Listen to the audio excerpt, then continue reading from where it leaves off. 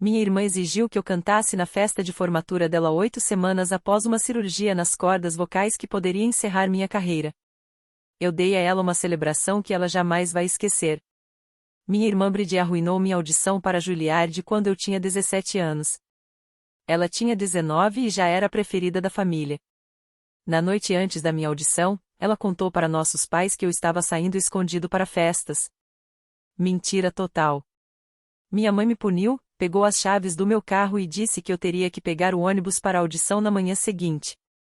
Só que ela esqueceu de deixar dinheiro para o ônibus. Quando finalmente caminhei os 8 quilômetros até o local da audição, já estava 2 horas atrasado. Não me deixaram me apresentar. Aquela bolsa era minha única chance de entrar em uma escola de música. Minha mãe disse que era culpa minha por ser irresponsável. Bridie apenas deu de ombros e disse que talvez fosse um sinal de que eu deveria escolher uma carreira mais prática. Acabei indo para uma faculdade comunitária, trabalhando em 3 empregos para pagar aulas de canto por fora. Mas sabe como é começar do zero? Você aprende a lutar por cada oportunidade. Passei 6 anos me esforçando. Cantando em casamentos por $200, gravando demos em estúdios duvidosos, ensinando música para crianças na YMCA. Postava covers no YouTube toda semana. Nada sofisticado, só eu e um teclado no meu apartamento. Um desses covers viralizou. 4 milhões de visualizações em um mês. Um caçador de talentos entrou em contato. De repente, eu estava cantando como backing vocal para artistas em turnê. Depois, fiz meus próprios shows em lugares pequenos, depois maiores. No ano passado, assinei com uma gravadora de verdade. Meu álbum de estreia sai no mês que vem. O adiantamento foi de $400 mil. Comprei uma casa. Enquanto isso, Bridie se tornou exatamente o que nossos pais queriam: graduação em odontologia, casa no subúrbio, 2 filhos, marido que gerencia um banco. Ela recebeu $80 mil dos nossos pais para o casamento. Eu ganhei um cartão de presente de $50. Não reclamei, apenas continuei construindo minha carreira. Não vou a nenhum evento da família há 3 anos. Bridie nunca ligou para me parabenizar pelo contrato do álbum. Nem minha mãe. Então, há 2 meses, fiz uma cirurgia nas cordas vocais. Pólipos devido a anos de uso excessivo. O médico disse: nada de cantar por pelo menos 12 semanas, ou eu poderia danificar minha voz permanentemente. Estou na 8ª semana de recuperação. Nem consigo cantarolar sem sentir dor. Postei sobre isso online para que meus fãs soubessem porque eu não estava me apresentando. Recebi milhares de mensagens de apoio. Nenhuma da família. Semana passada, Bridie ligou. Primeira vez que a ouço em 18 meses. Não pergunta sobre a cirurgia, não pergunta sobre o álbum. Ela está fazendo MBA e a festa de formatura é no mês que vem.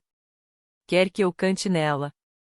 Não qualquer música, quer que eu cante a favorita dela, aquela que viralizou, na frente de todos os colegas. Seria tão especial ter minha irmã famosa se apresentando, disse ela. Eu lembrei que tinha acabado de fazer a cirurgia. Que não poderia cantar por pelo menos mais um mês. Ela literalmente riu. Ah, uma música não vai te fazer mal. Você canta para estranhos o tempo todo, mas não quer cantar para sua própria irmã? Eu disse que fisicamente não podia cantar agora. Ordem do médico. Ela disse que eu estava sendo egoísta e com inveja das conquistas dela. 1 hora depois, minha mãe ligou. Sua irmã se esforçou tanto para conseguir esse diploma.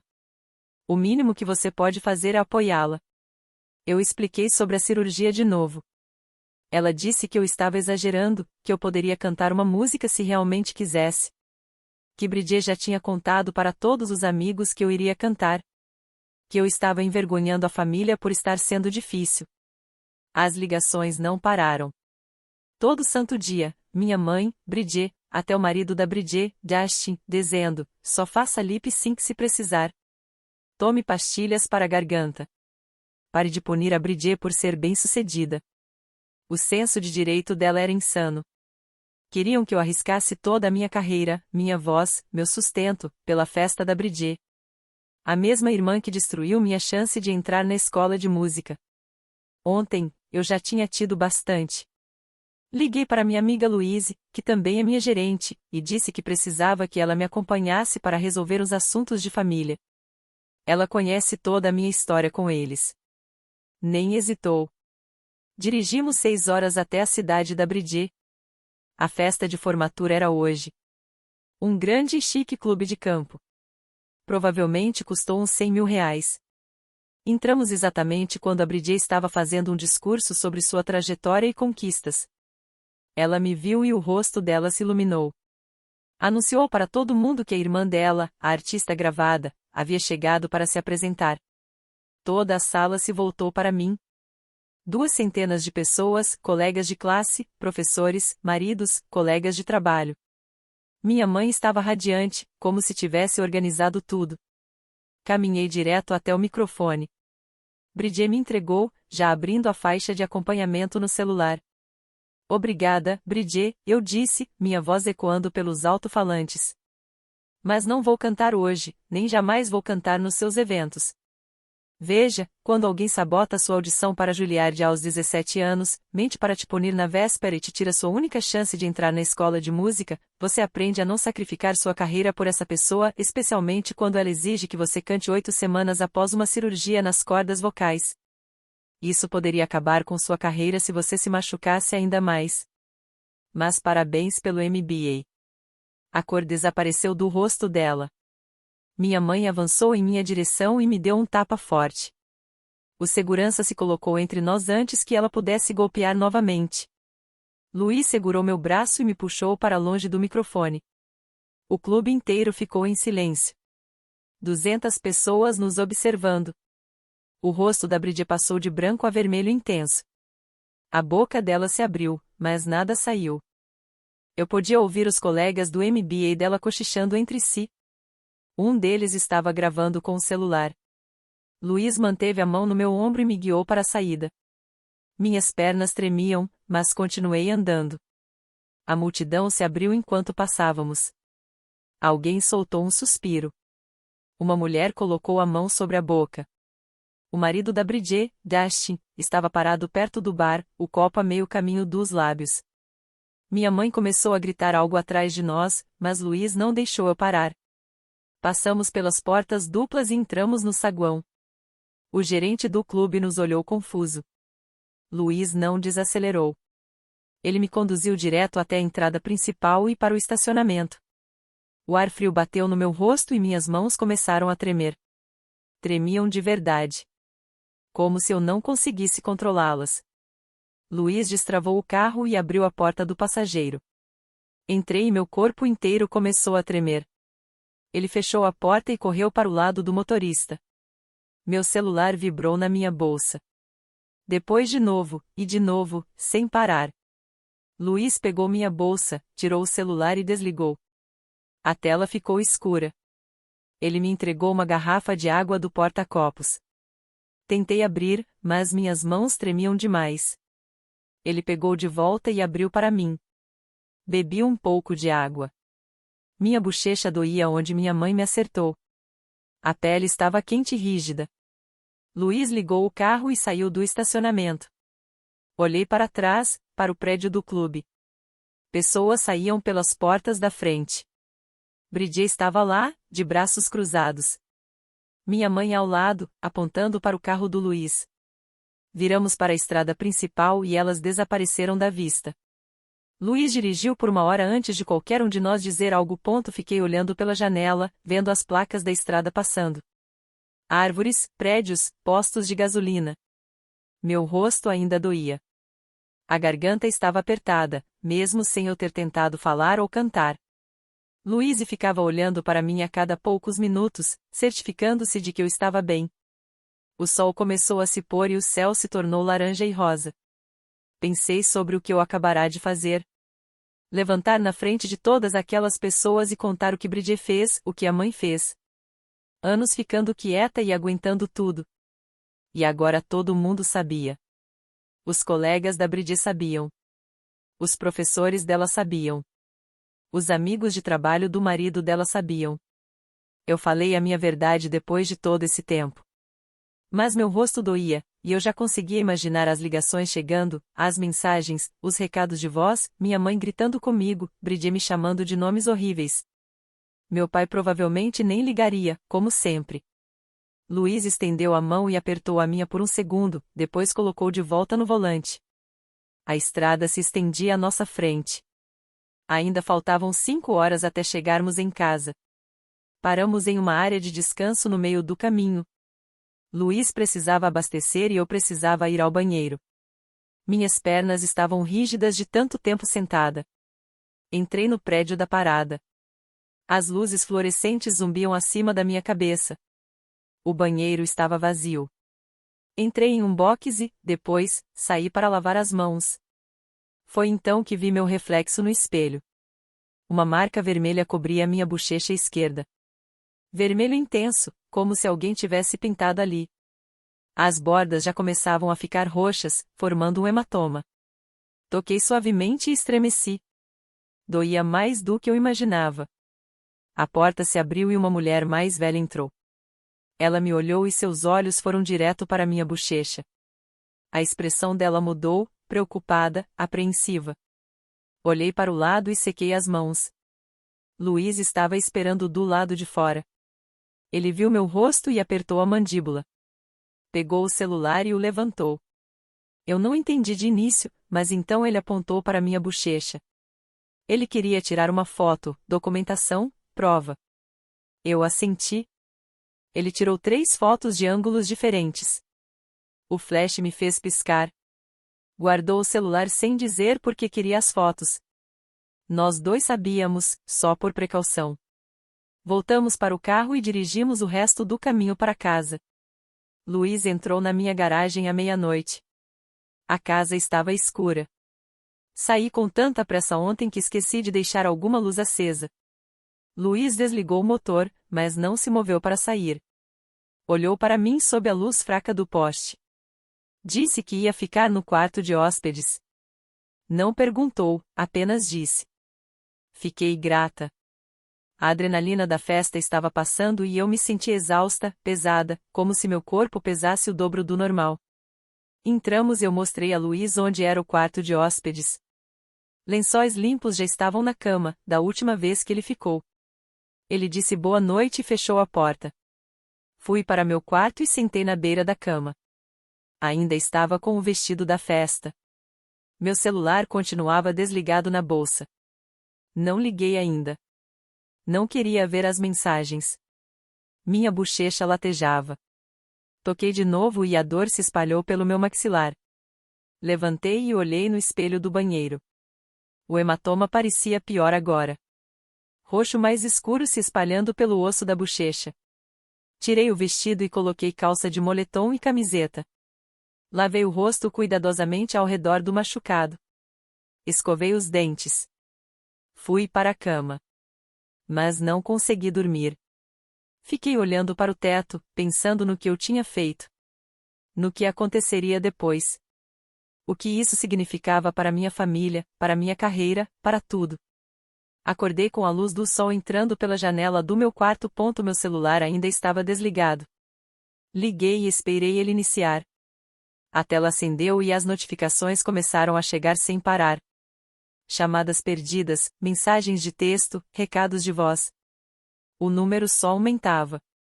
47 chamadas perdidas.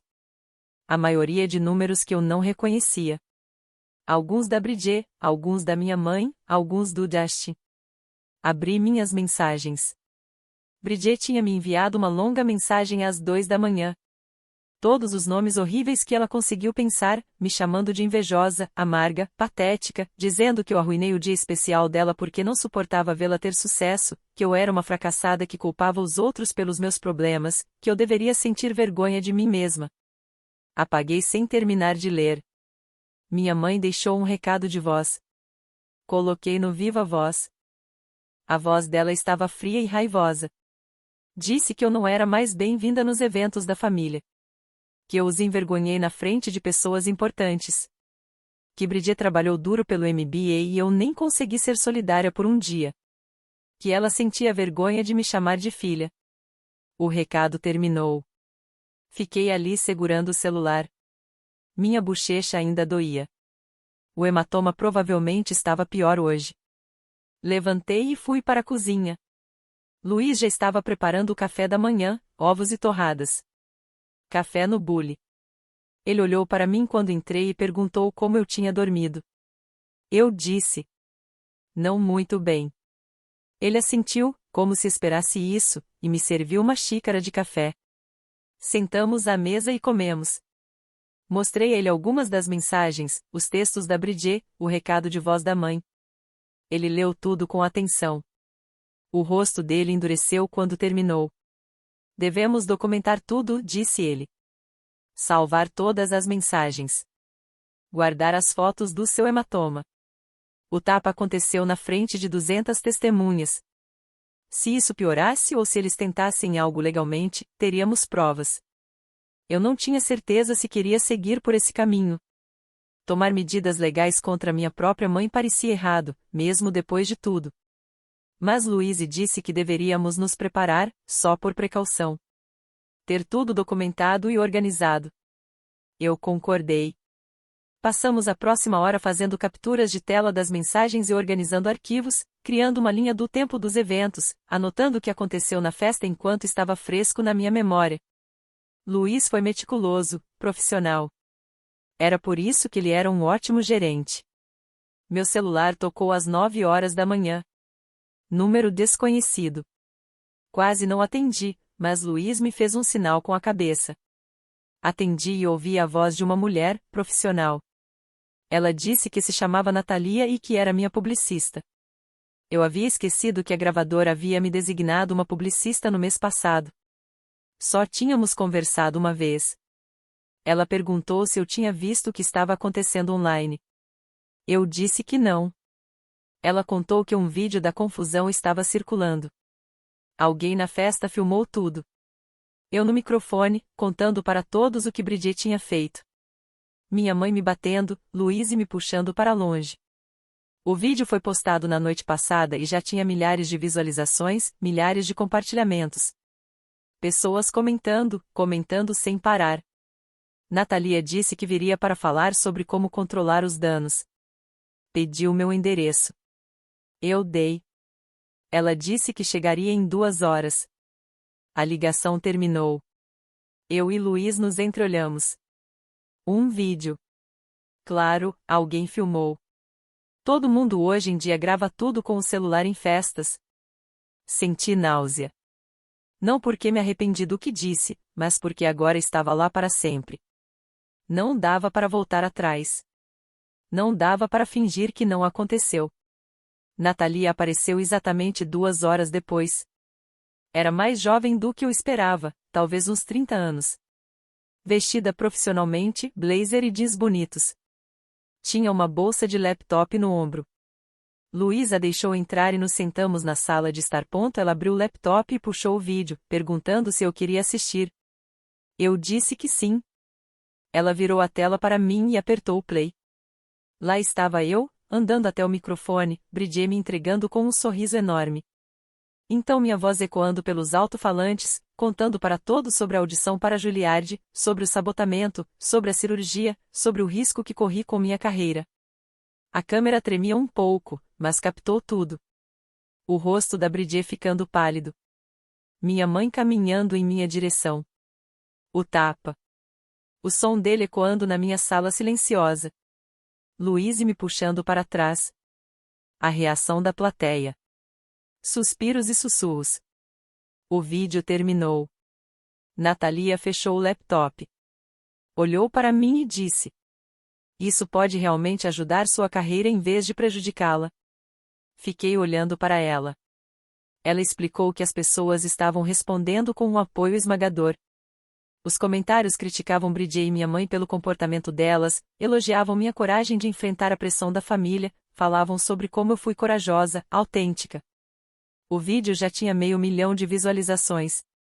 Grandes blogs de música estavam publicando a história, escrevendo artigos.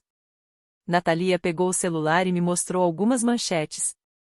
Ela disse que deveríamos aproveitar esse momento, lançar um comunicado honesto sobre minha situação familiar e minha recuperação vocal. Transformar isso em parte da minha história como artista, em vez de tentar esconder ou minimizar. Sentei-me com Natalia e Luiz na mesa da cozinha. O laptop aberto entre nós. Natalia abriu um documento em branco e me pediu para contar tudo o que eu queria que as pessoas soubessem. Comecei pela audição para Juilliard. Como Bridget mentiu para me punir. Como minha mãe pegou minhas chaves do carro e esqueceu de deixar dinheiro para o ônibus. Caminhando 8 quilômetros no frio. Perdendo minha única chance na escola de música.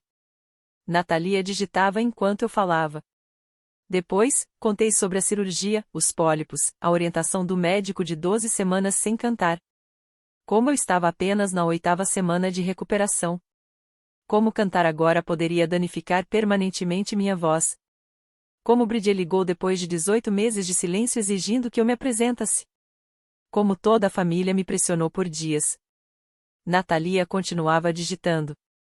Luiz acrescentava detalhes que eu tinha esquecido, as ligações diárias, a sugestão do Justin de fazer lip sync, minha mãe dizendo que eu estava exagerando.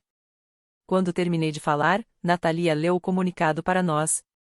Estava perfeito, direto, honesto. Sem drama, apenas fatos. Ela perguntou se eu queria adicionar algo. Eu disse que não. Ela postou nas minhas redes sociais. Todas elas, Instagram, Twitter, Facebook. Sentamos ali, assistindo a tela atualizar. O primeiro like veio em segundos, depois 10, depois 50. Os comentários começaram a chegar. Pessoas dizendo que me apoiavam. Outros músicos compartilhando suas próprias histórias familiares. Fãs dizendo que entendiam porque eu não pude me apresentar. Em 20 minutos, já tínhamos 5.000 likes. Em 30 minutos, 15.000. 1 hora depois, 50.000 likes e contando. Os comentários continuavam chegando. Milhares deles. Artistas que eu admirava compartilhando meu post. Blogs de música repercutindo. Natalia sorriu e disse que estava acontecendo exatamente como ela esperava. Meu celular começou a tocar. Números desconhecidos. Natalia me disse para não atender. Ela cuidaria de todas as solicitações da mídia. Luiz fez café enquanto observávamos os números subindo. Então meu e-mail apitou. Natalia abriu no laptop. Um jornalista chamado Augustine Parks queria me entrevistar. Natalia conhecia o trabalho dele. Ele escrevia para uma grande revista de música, perfis longos sobre artistas, mergulhos profundos em suas carreiras e histórias pessoais, nada de fofoca, jornalismo de verdade. Ela abriu alguns de seus artigos anteriores. Eles eram bons, cuidadosos, do tipo de matéria que fazia você entender melhor um artista. Natalia disse. Isso pode ser enorme para o lançamento do meu álbum. Transformar minha história pessoal em parte da minha marca como artista. Mostrar para as pessoas a jornada desde a audição sabotada até o contrato de gravação. Ela perguntou se eu me sentia confortável em fazer isso. Eu disse. Sim. Ela respondeu para o Augustine ali mesmo, marcando uma entrevista por telefone para 2 dias depois. Luiz encheu nossas xícaras de café novamente. Meu celular tocou outra vez. Dessa vez, reconheci o número. Pai. Fiquei olhando para a tela. Natalia fez um sinal com a cabeça. Atendi. A voz do meu pai soava diferente do que eu lembrava. Mais baixa. Ele disse que viu minha postagem, leu tudo. Queria que eu soubesse que sentia muito por tudo, por todos esses anos em que não me defendeu. Eu não disse nada, apenas ouvi. Ele contou que sempre soube que Bridget havia mentido sobre eu sair escondida antes da audição para Juilliard. Ele sabia que eu não estava em festas, sabia que eu estava em casa estudando e praticando, mas não quis causar conflito familiar ao dizer isso. Não queria chatear minha mãe ou fazer Bridget parecer mal, então ficou em silêncio. Deixou-me levar a culpa. Deixou-me perder minha chance da bolsa. Minha garganta ficou apertada, não pela cirurgia, mas de raiva. Eu disse ao meu pai que o silêncio dele permitiu o comportamento da Bridget, que isso me machucava tanto quanto o favoritismo ativo da minha mãe, que vê-lo ficar quieto durante todos aqueles anos me fez sentir invisível, como se eu não importasse o suficiente para ser defendida. Meu pai ficou em silêncio do outro lado. Então ele perguntou se poderíamos nos encontrar para tomar um café. Só nós dois, para conversar direito. Fiquei surpresa. Meu pai nunca pedirá para se encontrar a sós, nunca tentou ter uma conversa verdadeira. Talvez eu pense a respeito, respondi. Ele disse que entendia e pediu para eu ligar quando estivesse pronta. A ligação terminou. Luísa apertou meu ombro. Natalia fechou o laptop e disse que entraria em contato sobre a entrevista com Augustine. Ela saiu por volta do meio-dia. Luiz ficou. Pedimos comida e assistimos TV sem realmente prestar atenção. Minha mente continuava girando. 2 dias depois, fiz a entrevista por telefone com Augustine. Durou 2 horas. Ele perguntou sobre tudo: crescer com Bridget, a audição para Juilliard, a faculdade comunitária e os 3 empregos, anos de esforço, os covers no YouTube, o vídeo viral, a assinatura do contrato, a cirurgia, a confrontação na festa de formatura. Contei coisas que nunca havia compartilhado publicamente. Detalhes da minha infância, de como eu era pobre, quantas vezes quase desisti, o quanto a música significava para mim. Augustine ouviu, realmente ouviu, fez boas perguntas de acompanhamento, me fez sentir ouvida. Quando terminamos, ele disse que o artigo sairia em 3 semanas, bem antes do lançamento do meu álbum. Timing perfeito. Na mesma tarde, meu celular tocou. Era o consultório do Dr. Campbell, marcando meu check-up de 10 semanas. A recepcionista me deu data e hora. Anotei e desliguei. Então percebi que minha garganta estava apertada. Dolorida de um jeito que nunca havia sentido antes. Não por falar ao telefone, mas por tensão constante. Eu estava inconscientemente apertando a mandíbula, tensionando os músculos do pescoço. O estresse de tudo estava se manifestando fisicamente. Toquei minha garganta com cuidado. Doía. Liguei para Luiz e contei. Ele disse que eu precisava mencionar isso no check-up, garantir que não estava afetando minha recuperação. Chegou o dia da consulta. O Dr. Campbell fez o exame de sempre, olhou minhas cordas vocais com o endoscópio, disse que a cicatrização estava progredindo bem, sem complicações. Mas então ele sentiu meu pescoço e ombros, me pediu para engolir e observou minha garganta se mover. Você está carregando muita tensão, disse ele. Estresse físico que pode atrasar sua recuperação ou causar outros problemas. Ele anotou um nome e um número, um terapeuta vocal chamado Finn, especializado em ajudar cantores a se recuperar de cirurgias e a lidar com ansiedade de performance. O Dr. Campbell disse que Finn poderia me ensinar técnicas para liberar a tensão. Peguei o papel, liguei para o consultório do Finn ainda no estacionamento e consegui uma consulta para o dia seguinte. Quando cheguei, Finn era mais jovem do que eu esperava, talvez no início dos 30, com voz calma e sorriso fácil. O estúdio dele era pequeno e acolhedor, cadeiras confortáveis, iluminação suave. Ele me pediu para sentar e contar o que estava acontecendo. Expliquei a cirurgia, a confrontação familiar, o vídeo viral, as ligações e mensagens constantes, como minha garganta estava apertada e dolorida mesmo com as cordas vocais se recuperando. Finn assentiu como se já tivesse ouvido isso antes. O estresse emocional se manifesta como tensão física na garganta e no pescoço, especialmente para cantores, disse ele. Nossas vozes estão ligadas às nossas emoções. Quando estamos estressados ou chateados, inconscientemente contraímos esses músculos. É uma proteção, mas pode interferir na cura. Ele me fez levantar, colocar uma mão no estômago e outra no peito, e me ensinou exercícios de respiração, inspirações profundas usando o diafragma, expirações lentas. Fizemos isso por 10 minutos. Depois, ele me mostrou aquecimentos vocais suaves. Nada que pudesse forçar minhas cordas em recuperação, apenas em volumes baixos, deslizando cuidadosamente entre as notas, liberando a tensão pouco a pouco. Pela primeira vez em dias, minha garganta começou a ficar menos apertada, menos dolorida. A pressão diminuiu. Fih marcou sessões 2 vezes por semana. Disse que trabalharíamos tanto a tensão física quanto o estresse emocional que a causava. Saí me sentindo mais leve. Cheguei em casa e encontrei um novo recado de voz. Dustin, marido da Bridget. A voz dele estava zangada, alta.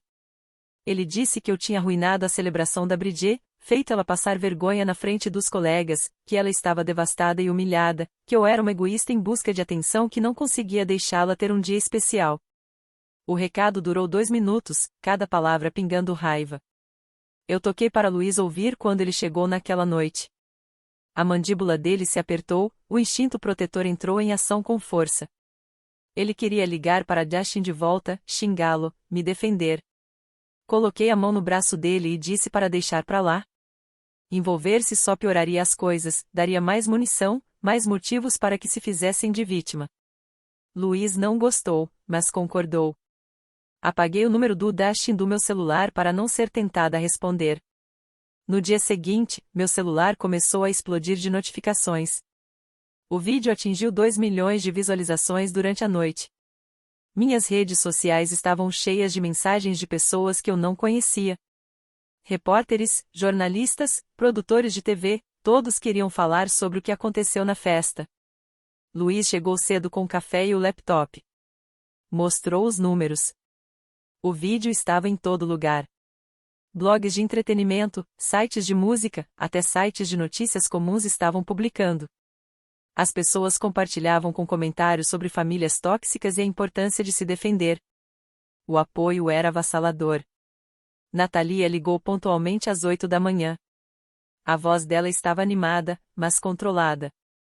Ela tinha uma lista: programas matinais queriam me entrevistar, podcasts também, programas de entretenimento entrando em contato.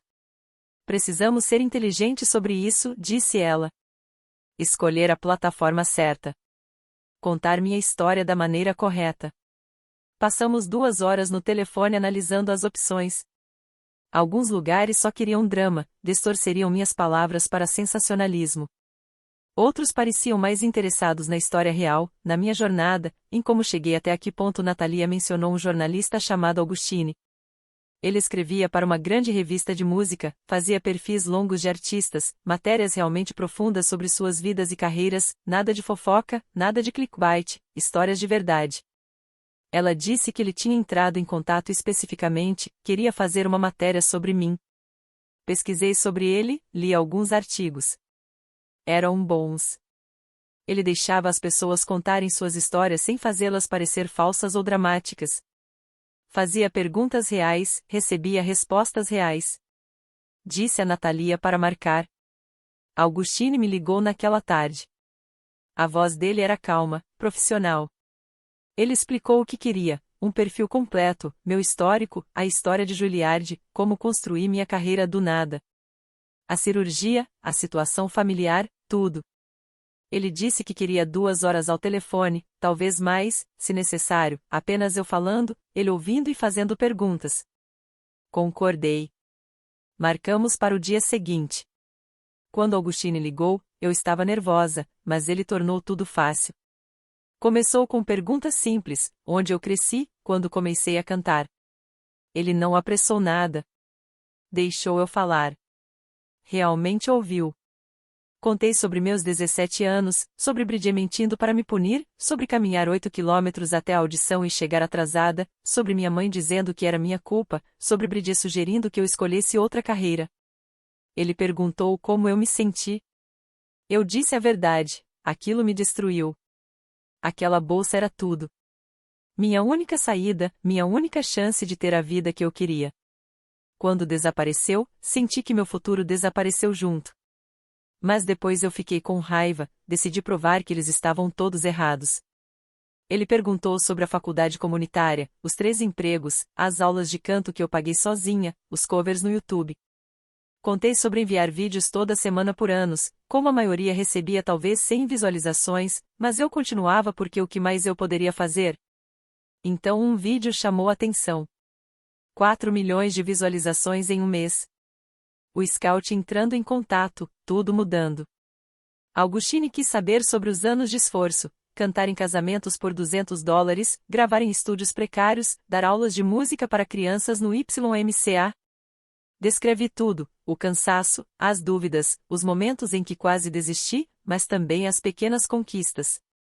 A primeira vez que alguém me reconheceu no YouTube, o primeiro show pago que parecia de verdade, a primeira vez que cantei minha própria música em vez de um cover. Falamos sobre o contrato de gravação, o álbum, a cirurgia. Ele fez perguntas detalhadas sobre os pólipos, o processo de recuperação, o que significava não poder cantar por 12 semanas. Expliquei como foi assustador, como minha voz é minha carreira, minha vida, tudo pelo que trabalhei. Se a cirurgia não desse certo ou se eu prejudicasse minhas cordas durante a recuperação, tudo poderia acabar. Depois ele perguntou sobre a ligação da Bridget, sobre ela me exigindo cantar. Contei cada conversa, cada tentativa de me culpar, cada manipulação, minha mãe dizendo que eu estava exagerando, Dash me dizendo para apenas tomar pastilhas para a garganta, o completo desrespeito à minha saúde e carreira. Augustine perguntou por que eu fui à festa. Eu disse que estava cansada de ficar em silêncio, cansada de deixar que me tratassem como se eu não importasse, cansada de fingir que o comportamento deles estava certo. Ele perguntou se eu me arrependi. Eu disse: não, nem um pouco. A entrevista durou quase 3 horas. Quando terminamos, eu me senti exausta, mas bem, como se finalmente tivesse contado toda a história para alguém que realmente se importava em fazer direito. Alguns dias depois, meu pai enviou uma mensagem, perguntando se eu toparia tomar um café, só nós dois. Fiquei olhando para a mensagem por um longo tempo. Não tinha certeza se queria vê-lo. Não sabia o que ele poderia dizer que realmente importasse. Mas eu concordei. Escolhi uma cafeteria no meio do caminho entre nossas cidades, um lugar neutro. Quando entrei, meu pai já estava lá, sentado em uma mesa de canto. Ele parecia mais velho do que eu lembrava, mais cansado, cabelo grisalho, linhas ao redor dos olhos. Levantou-se quando me viu e me deu um abraço meio estranho, sem jeito. Sentamos, pedimos café, e não falamos nada por um minuto. Então meu pai começou. Pediu desculpas, disse que deveria ter me defendido anos atrás, que tinha seguido o caminho mais fácil, concordando com minha mãe, deixando ela favorecer a Bridget, ficando em silêncio quando sabia que as coisas não eram justas. Eu apenas escutava, sem interromper. Ele disse que ver aquele vídeo o devastou. Ver eu finalmente me pronunciar, ver minha mãe me bater, perceber o quanto todos haviam falhado comigo. Admitiu que sempre soube que Bridget havia mentido sobre eu sair escondida antes da audição para Juilliard. Ele sabia que eu não estava em festas, sabia que eu estava em casa estudando e praticando, mas não disse nada porque causaria briga com minha mãe. Faria a Bridget ficar brava. Então, deixou que eu levasse a culpa. Que eu perdesse aquela audição. Que todo o meu futuro mudasse porque falar seria difícil demais. Então ele disse algo que me chocou. Ele havia me ajudado a pagar aulas de canto. Anos atrás, quando eu estava na faculdade comunitária trabalhando em 3 empregos, eu costumava receber cheques pelo correio de alguém que eu pensava ser uma tia distante. Na verdade, era meu pai. Ele estava me enviando dinheiro para as aulas sem contar para minha mãe, apoiando minha música em segredo enquanto, publicamente, permanecia em silêncio. Não sabia o que dizer. Nem como me sentir. Uma parte de mim estava grata. Ele havia ajudado quando eu mais precisava. Mas outra parte estava com raiva. Por que esconder isso? Por que não me defender abertamente? Por que ajudar em segredo, mas deixar que minha mãe e Bridget me tratassem como lixo em público? Conversamos por 3 horas. Meu pai explicou que minha mãe sempre favoreceu Bridget porque ela seguia tudo pelo caminho tradicional. Faculdade, odontologia, casamento, filhos, a vida que minha mãe queria para nós duas. Quando eu escolhi a música, minha mãe viu como rejeição, como se eu fosse difícil e pouco prática. Meu pai disse que não era justo, não era certo. Mas era assim que minha mãe via. E ele acompanhou porque lutar contra ela era exaustivo. Perguntei por que estava me contando isso agora. Ele disse que não podia mais ficar em silêncio, não podia me ver sofrer e fingir que estava tudo bem. Perguntou se havia alguma forma de consertar nosso relacionamento. Eu disse a verdade, que apreciava o pedido de desculpas, que agradecia por saber do dinheiro das aulas de canto. Mas que uma conversa não desfaz anos dele deixando minha mãe e Bridget me machucarem. Que, se ele realmente quisesse reparar as coisas, precisava enfrentá-las de verdade, não apenas me pedir desculpas em particular. Ele prometeu que tentaria. Disse que falaria com minha mãe, diria o quanto ela estava errada. Eu não tinha certeza se acreditava nele. Não sabia se realmente cumpriria. Mas agradeci por ter me encontrado, por ter sido honesto. Terminamos o café e nos abraçamos para nos despedir. Dirigi para casa me sentindo estranha. Não exatamente melhor, mas talvez um pouco menos sozinha. 2 semanas depois, o artigo do Augustine foi publicado. A manchete dizia: do sabotamento ao estrelato. Como uma artista transformou a traição da família em combustível para o sucesso. Li 3 vezes. Augustine havia capturado tudo: minha voz, minha história, a luta e a determinação. Ele não fez parecer dramático ou falso, apenas contou de forma honesta. Mostrou como construí minha carreira apesar de tudo trabalhar contra mim. O artigo se tornou viral imediatamente. Compartilhado milhares de vezes. Minhas redes sociais explodiram. Pessoas comentando o quanto era inspirador, como se identificavam com situações familiares difíceis, como me admiravam por não desistir. Em 48 horas, os pedidos antecipados do meu álbum aumentaram 300%. Minha gravadora se chamava Ecstatic.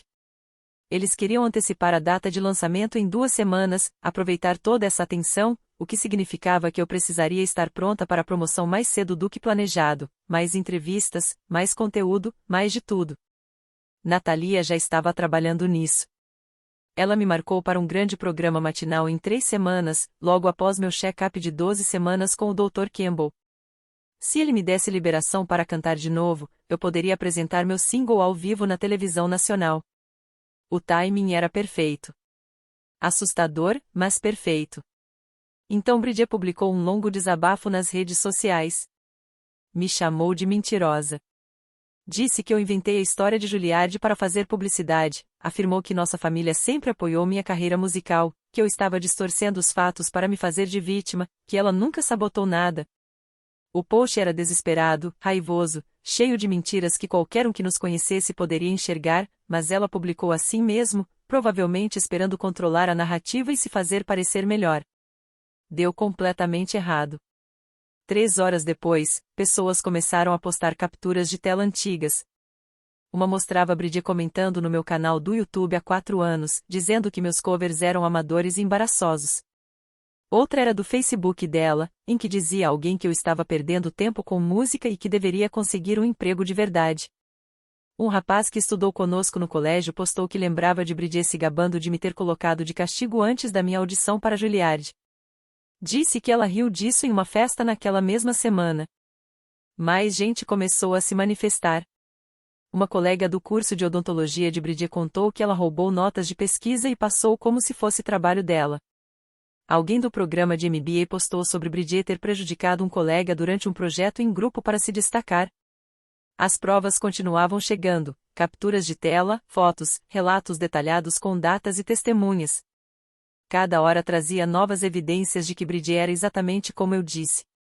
O post desesperado dela tentando me chamar de mentirosa só fez as pessoas cavarem ainda mais no passado dela. Os comentários no post original ficaram brutais. Pessoas a acusando de mentir, apontando contradições, perguntando por que ela nunca mencionou apoiar minha carreira musical se era uma irmã tão ótima. A tentativa dela de controlar a história explodiu completamente na cara dela. À noite, alguém compilou todas as provas em uma thread no Twitter que viralizou sozinha. A thread tinha capturas de tela dos comentários maldosos de Bridget sobre minha música, depoimentos de pessoas que sabiam sobre o sabotamento de Juilliard e relatos de colegas sobre o comportamento mimado dela. Foi compartilhada milhares de vezes.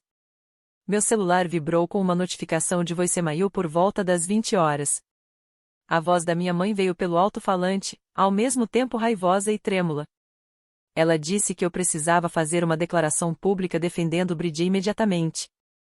Que eu estava destruindo a família e prejudicando a reputação dela. Que eu precisava dizer a todos que inventei tudo ou exagerei ou entendi mal o que aconteceu. Ela disse que esse circo midiático precisava acabar e que era minha responsabilidade consertar tudo. Apaguei o voicemail sem responder.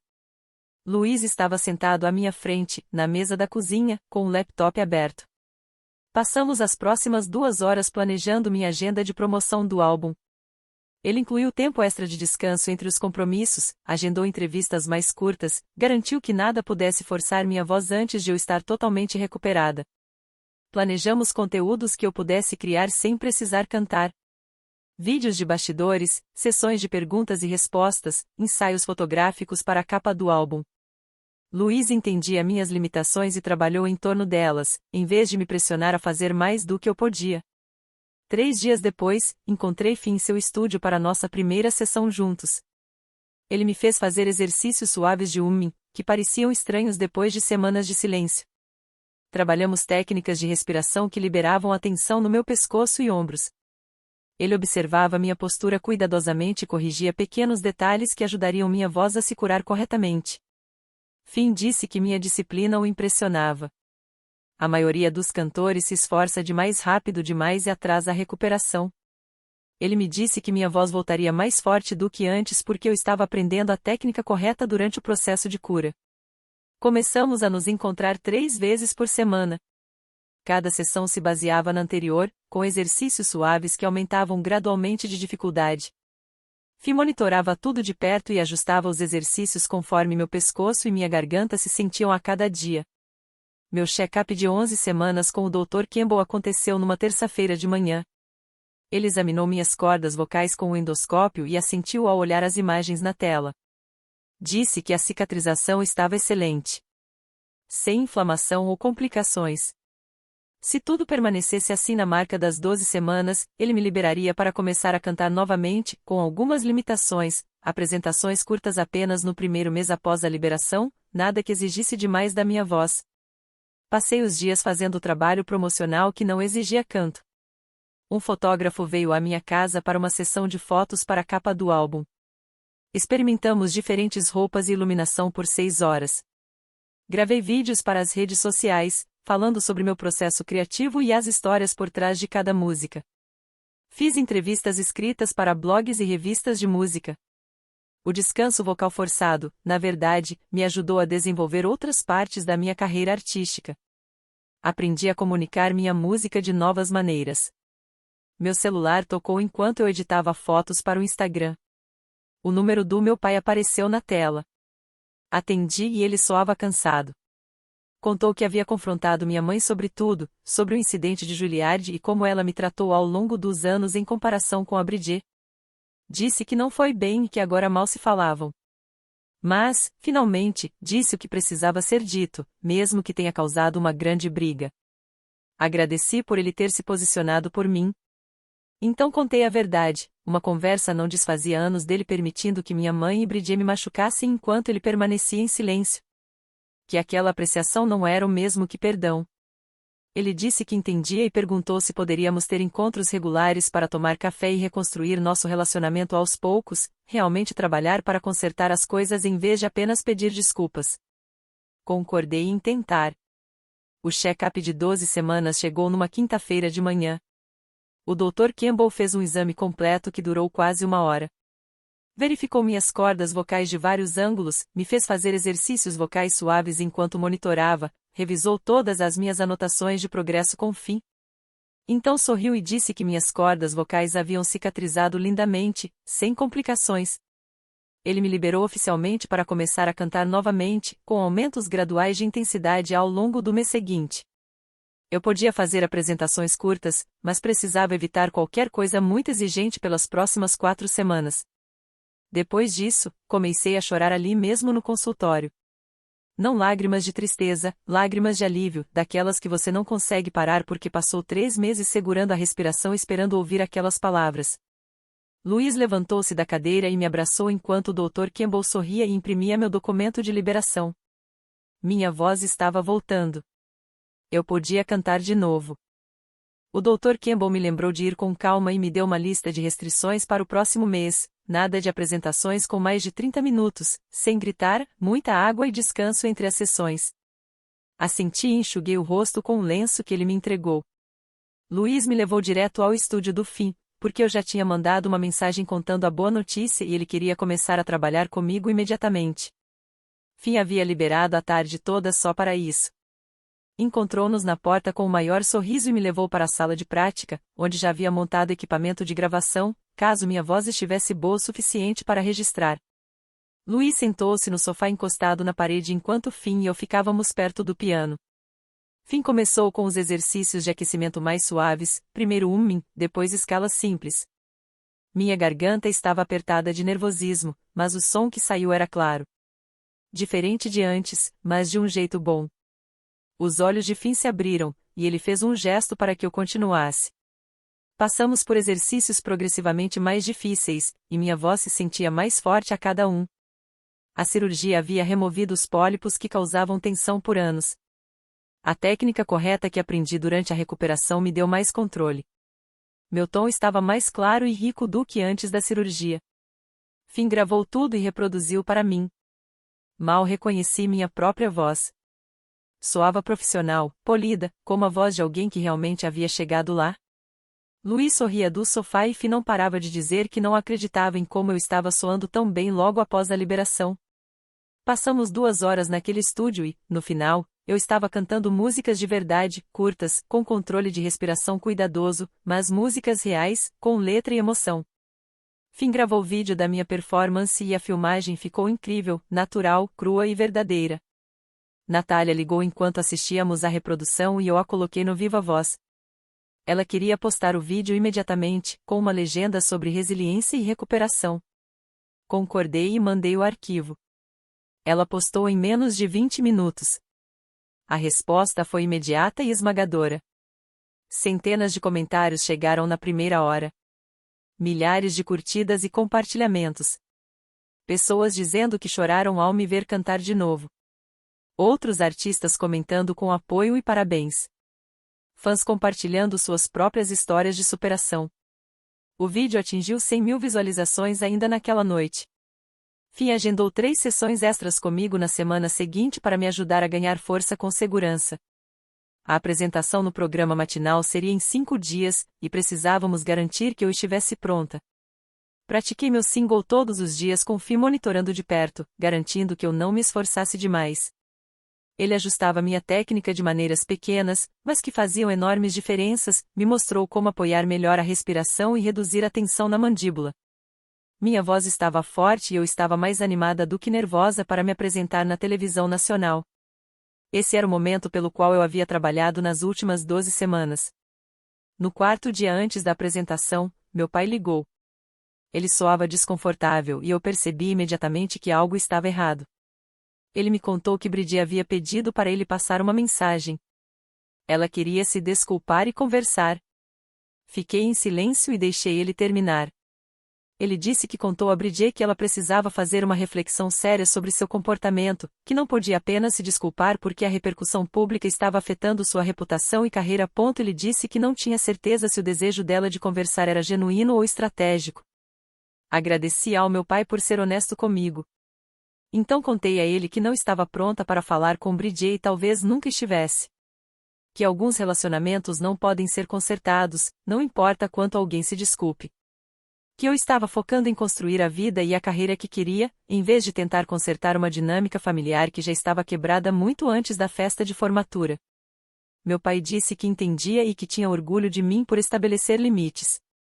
Conversamos por mais 1 hora sobre minha apresentação e o lançamento do álbum. Ele perguntou se poderia assistir ao programa matinal e eu disse que sim. Na manhã da apresentação, acordei às 5 horas e fiz meus exercícios vocais no chuveiro.